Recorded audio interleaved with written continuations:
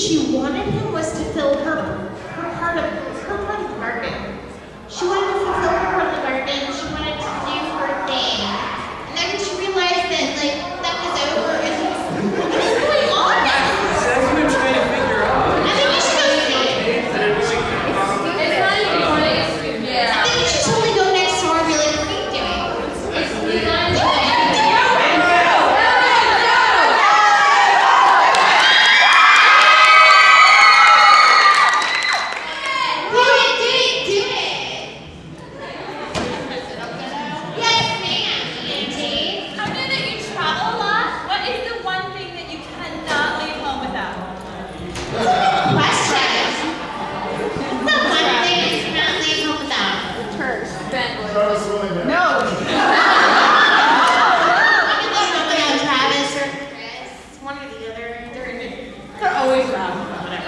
Same diff, only different.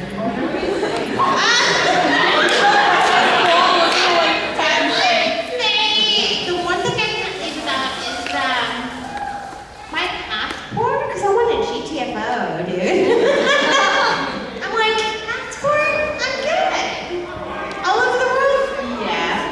I can't wait for Chris Pat to get beat up. I'm waiting. Like waiting for the, who are you now? And he goes, It's not coming from there. It's from the other side. It's all the way over there. Oh my god. Are you paying me? Keep talking about it. Anime! Anime is awesome! Yes, sir! How many different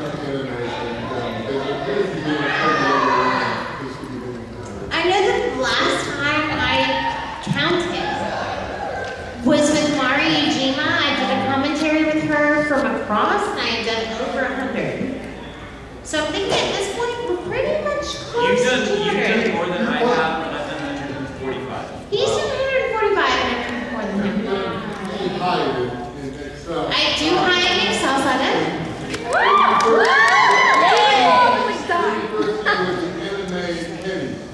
Because you die in every episode. I love dying. What I really love is the stuff that you guys don't get to hear. Like when you mix it together, like they kind of tone down and stuff. So there is a whole episode where I play a bowling pin, and the whole time I'm sitting there in the background going, bowling pins. oh my god, you always show me episodes. Bowling episodes. Every episode is a different genre. I don't have it. I've seen it, but I don't have it. Hyatt probably is the most bizarre rule. As far as anime, Yeah, as far as an anime goes, it became Hyatt was the goal with Hyatt was to gross out my director. To take Matt Greenfield and make him want to puke. So every time she died, even though it's like really toned down when you guys hear it, what I'm doing is basically putting water down my throat going, and he's like, oh, that's really gross. Yeah. So I would make the most disgusting noises I can make, and then kind of toned them down for Hyatt. Oh my god. Music to my ears, Chris. I can't tell you that. Ooh. I can, but I won't. I can tell you there's a show that has a big dinosaur. Kind of retarded. It's our stage. Yeah, they make cookies about this dinosaur. Yeah, and I have like this outfit that's totally not cute. That show sucks. You know, that shows the reason we were in Full Metal Panic. That shows the reason we were in Full Metal Panic, but that show sucks. Yes. Cookies. Cookies and monsters. I love that. Yes, Michael.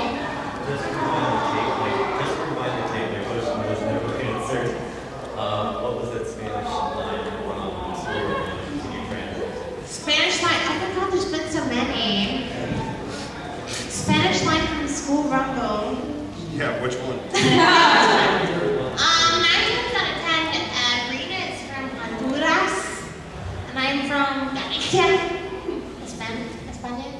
spit. That was awesome. Yeah. I'm trying to think of one offhand that's in Spanish. I can't think of offhand.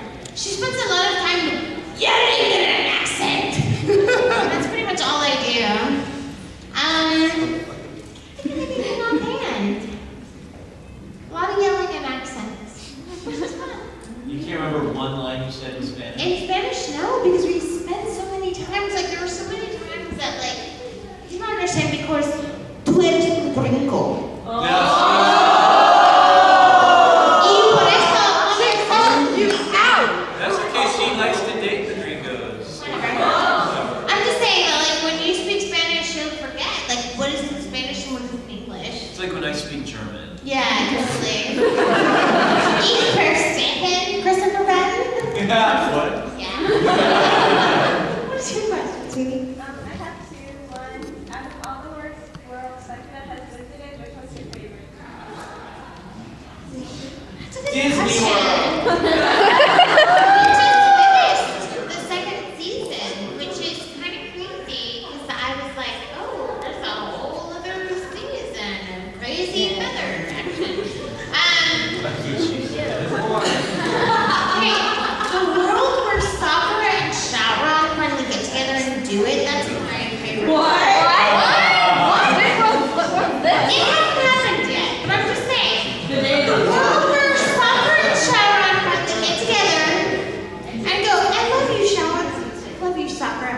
That's my favorite world. Because until then, they like played it up.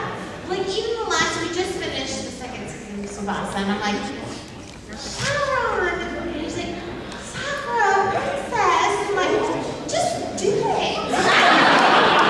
Just kiss. I don't care what you do. I just want to know that you guys love each other. She didn't only fall in love with him the first time. She's fallen in love with him twice. And he still loves her. And they haven't done anything to like regulate that. I'm very upset by that. Oh, Shaoran is awesome. Shaoran is hot. Put them together. Just make it happen. Do your tip then? I'll let your boy. Yeah. That's a secret word. Tip them and tell Sakura and Shaoran. I know just what you would say. Make it work. You would say, kids, I'm a little concerned. Clearly you love each other, but you're not bumping up, please. Sakura, Shaoran, make it work. Bravo. Make it work. Call that sport. I agree. Amen. I'll let you one. Yes. I think that was going to come up eventually. I don't know that song. You're a liar. I really don't. Really? Really? Like that song was like basically what happened was like we were in the studio and they played this song for me and I went la la la and then I sang it and that was it. Like I forgot it as soon as it happened. Although I will say that now in the second series, like she's still hanging around singing. Whoever that lady is. She still sings, but she sings about all of my tiny feathers. Feathers. Oh, brother. Not feathers. Feathers. And every time I hear that, I can't help but like giggle a little inside. I know it's not her fault. She's Japanese. She would know. But in my head, I'm like, you're talking about feathers. What are feathers? Really? But that song is beautiful, and I love that song. In fact, there's a girl on YouTube that does a really good rendition of me singing that song, and she's not me. Is it Miley Cyrus? No. She's busy being Miley. Oh, with Joe Jonas? I don't know. You're all up on my job. Shut your face. What? Hi.